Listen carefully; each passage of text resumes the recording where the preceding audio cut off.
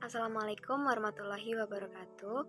Alhamdulillahirrabbilalamin. Wassalatu wassalamu ala ajrafi anbiya'i wa mursalin wa ala alihi wa ashabihi ajma'in amma ba'd. Kepada yang terhormat Bapak Faris Khairul Anam selaku dosen pengampu mata kuliah Pendidikan Agama Islam Offering C26. Dan teman-teman mahasiswa sekalian, semoga kita senantiasa diberikan berkah, rahmat, dan keselamatan di dunia dan di akhirat oleh Allah SWT. Amin, amin ya rabbal alamin. Pada kesempatan kali ini, saya dan 4 rekan saya dari kelompok 1 yang beranggotakan Cahyati Karismatul Azizah, Debbie Rahmawati, Diajeng Rafika Adil Bangun Negara, Inggar Firdaus Hayun Tias, dan Nurrahma Mahadewi akan menyampaikan materi perkuliahan bab 2. Materi perkuliahan bab 2 pada modul Pendidikan Agama Islam dengan tema Manusia dalam Konsepsi Islam. Dengan kompetensi dasar atau cakupan kompetensi minimal yang ditargetkan setelah kita mengikuti perkuliahan ini, kita diharapkan dapat yang pertama, mampu memahami konsepsi manusia menurut Islam, yang mana telah dijelaskan, diberikan gambaran konkret di dalam Al-Quran tentang manusia, dan diberikan istilah tentang manusia, yaitu seperti Adam yang berarti anak cucu Adam, kemudian ada Bashar yang berarti penampakan baik indah yang tampak dengan jelas, kemudian ada Insan yang berarti makhluk terbaik yang diberikan akal oleh Allah, dan ada Nas yang berarti memiliki kecenderungan berkelompok dan menjalin hubungan.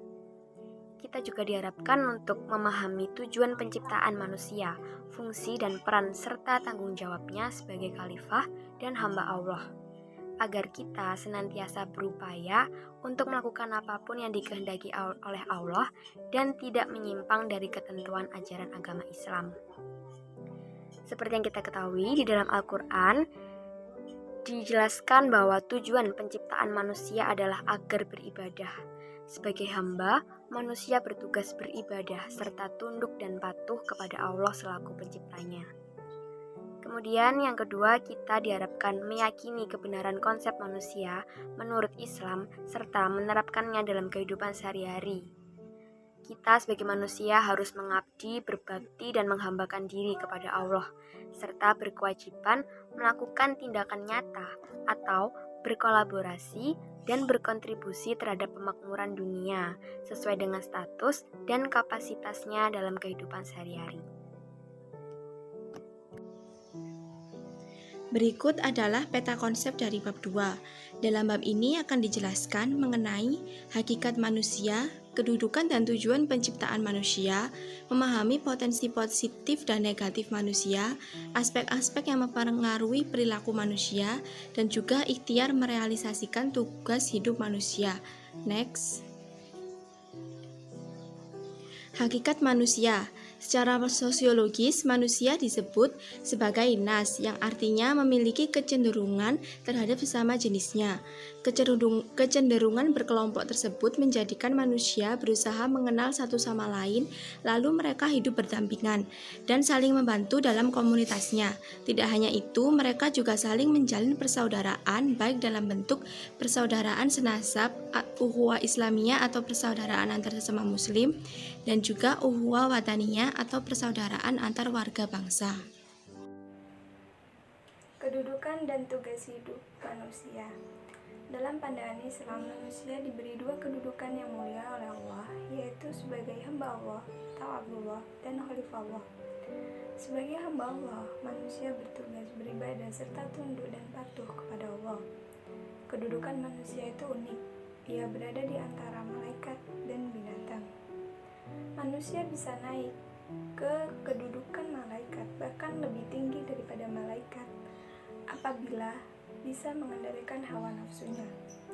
Sebaliknya, manusia akan turun ke derajat binatang, bahkan lebih rendah daripada binatang, apabila ia menuruti hawa nafsunya. Sebagaimana yang disebutkan dalam Quran surat Al-A'raf ayat 179 dan Al-Furqan ayat 44. Selain sebagai hamba Allah atau Abdullah, manusia juga berkedudukan sebagai khalifah Allah. Arti kata khalifah yakni pengganti atau wakil. Dalam artian, manusia berkedudukan sebagai wakil atau pengganti Allah yang memegang kekuasaan guna mewujudkan kemakmuran di bumi.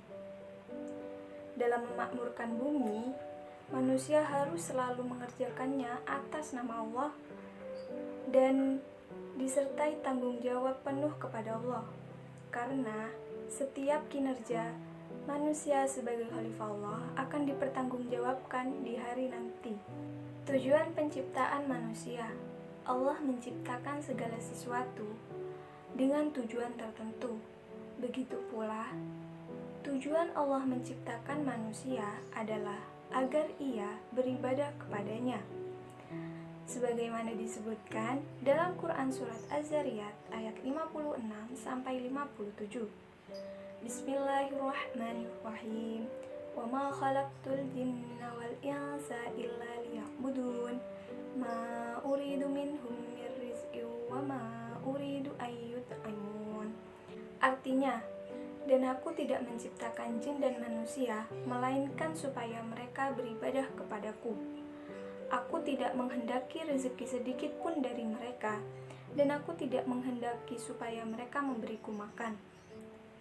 Beribadah dalam artian luas, yaitu meliputi ketaatan, ketundukan, dan kepatuhan atas segala sesuatu, ketentuan dan kehendak yang telah ditetapkan oleh Allah dalam menjalani kehidupan di bumi ini,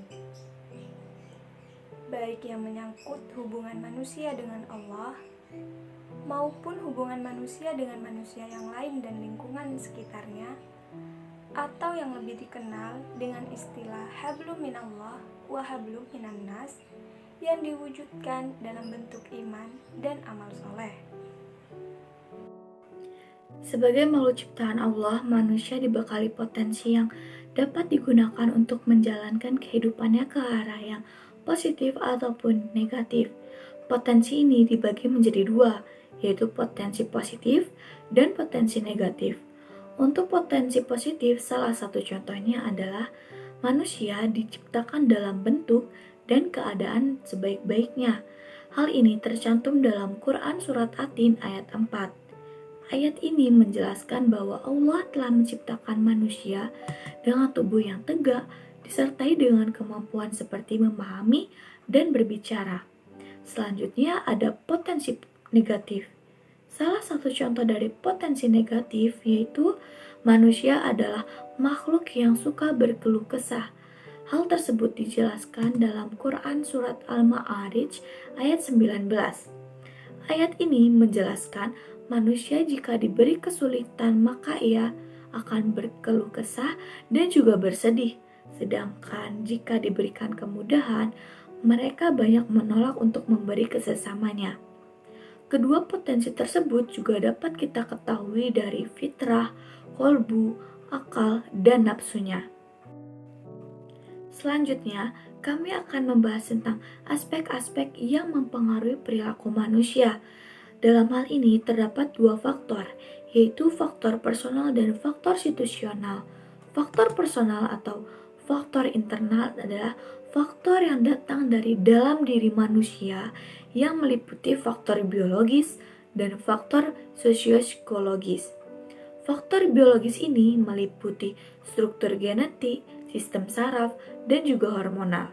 Sedangkan faktor sosiologis yaitu sebagai makhluk sosial, manusia akan mendapatkan karakter yang sesuai dengan lingkungannya. Selanjutnya ada faktor situasional atau faktor eksternal.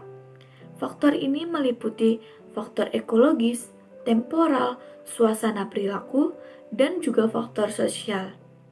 Berdasarkan faktor-faktor tersebut, manusia yang dibekali potensi personal atau internal yang positif ataupun negatif, yang berada pada dirinya berkewajiban untuk mencari ilmu dan mengamalkan dengan sebaik-baiknya.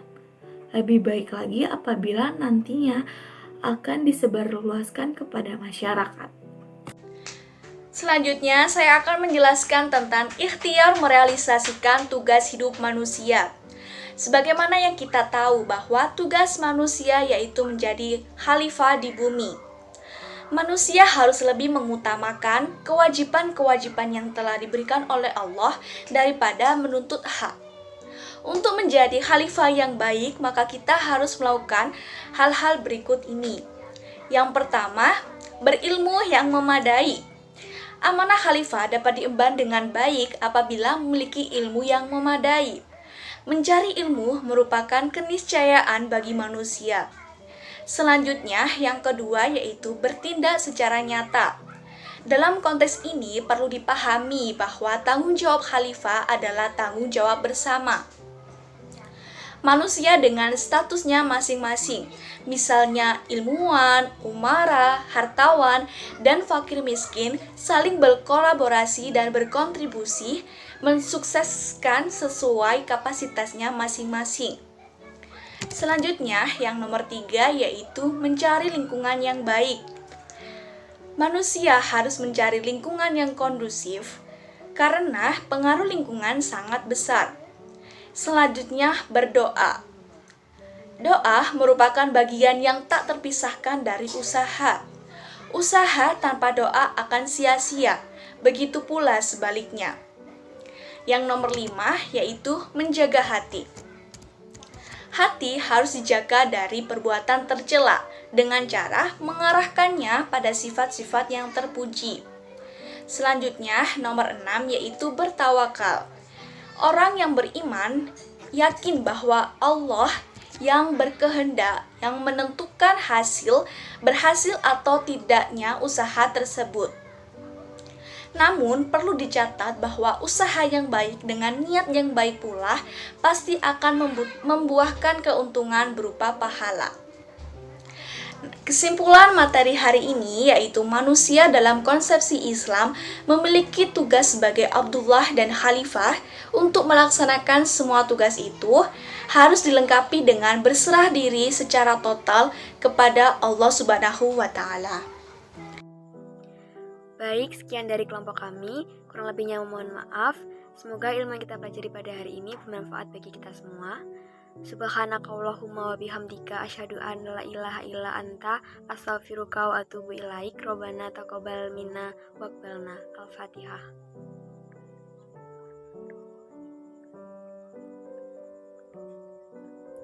Amin. Wabillahi taufiq wal hidayah. Wassalamualaikum warahmatullahi wabarakatuh.